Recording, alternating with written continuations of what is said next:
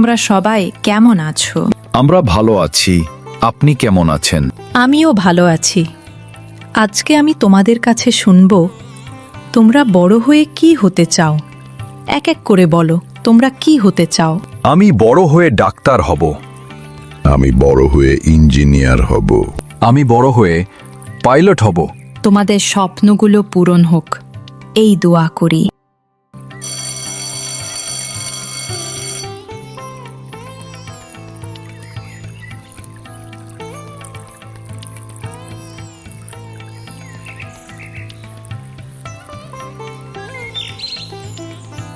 এরপর তারা স্কুল পাশ করে কলেজে ভর্তি হয় এবং কিছুদিন পরে কলেজও পাশ করে। এবার চাকরি খোঁজার পালা। কি খবর, পাশ করেছিস? হ্যাঁ বাবা, পাশ করেছি, কিন্তু ডাক্তার ইঞ্জিনিয়ার হইনি। কোনো চিন্তা করিস না, চাকরি পেয়ে যাবি। ডিগ্রি হাতে আসার সাথে সাথে সংসারে এলো আশার আলো।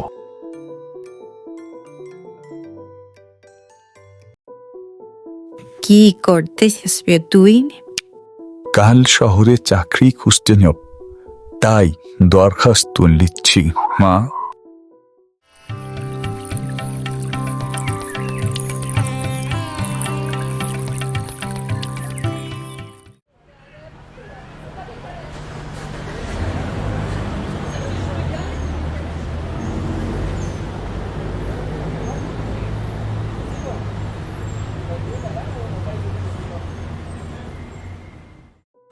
আপনার সব কাগজপত্র দেন দেখি।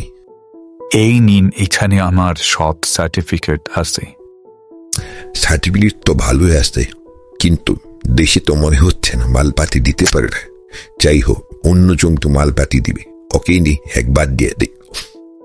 আপনার সার্টিফিকেট অত্যন্ত ভালো আছে, কিন্তু দুঃখিত, আপনাকে আমরা চাকরিটি দিতে পারতেছি না। অনেকগুলো কোম্পানিতে সে ইন্টারভিউ দেয়, কিন্তু কোথাও তার চাকরি হচ্ছিল না, তাই সে অনেক হতাশ হয়ে পড়ে। অনেকখানি তো ইন্টারভিউ দিলাম, কিন্তু কোথাও তো কোনো চাকরি মিলল না। কি ভাই, আপনি কি চাকরি খুঁজছেন? জি ভাই, চাকরি তো খুঁজতেছি, অনেকখানি ইন্টারভিউ দিয়েছি, কিন্তু কোথাও কোনো চাকরি মিলেনি। বড় দুঃখে আছি ভাই আমি। আর ভাই, দুঃখ করবেন না, আপনি বরং এক কাজ করুন, আমাকে চা পান খাওয়ার জন্য 1,05,000 টাকা দিয়ে দিন। আপনার চাকরি কনফার্ম, আগামী মাসের মধ্যেই চাকরি পেয়ে যাবে। আপনি কি ব্র্যান্ডের চা পান খান ভাই? আপনার চা পান খেতে 5 লাখ টাকা লাগে? আরে ভাই, এটা তো কথার কথা বললাম। এ যুগে কি টাকা পয়সা ছাড়া কোনো কিছু পাওয়া যায়? এখন তো চাকরি হলো সোনার হরিণ। আরে এটা তো চাকরি নয়, এটা তো লেনদেন। আর আমার কাছে এত টাকা পয়সাও নেই যে আপনাকে 5 লক্ষ টাকা দিব। এ বলে সে সেখান থেকে বাড়ি চড়ে এলো। এরা পেনশনের টাকা, এটা দিয়ে আর বেশি দিন চলবে না। সব দায় এখন বড় ছেলের ঘাড়ে। আমি সংসারের ভরসা হতে পারলাম না। পেনশনের টাকা ফুরোলে সংসার অচল।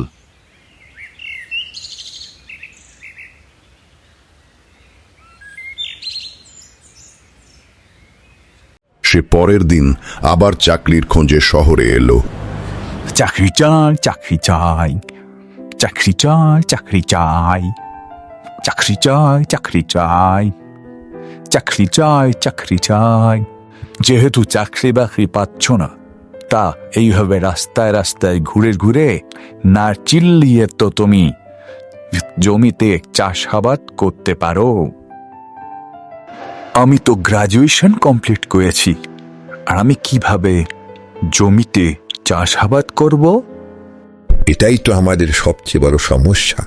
এটা করলে মানুষ কি ভাববে, এটা করলে মানুষ কি ভাববে, এই ভেবে ভেবে আমাদের জীবনের অর্ধেকটা সময় পার হয়ে যায়। জি, আমি আপনার কথা বুঝতে পেরেছি।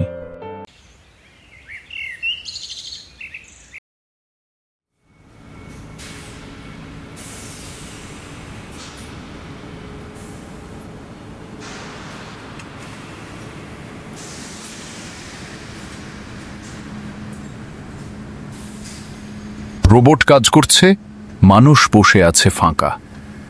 সব চাকরি তো রোবট খেয়ে ফেলল। ভাই, রোবট তো শুধু প্রোগ্রাম ফলো করে, ও মানুষের কাজ খেতে আসেন।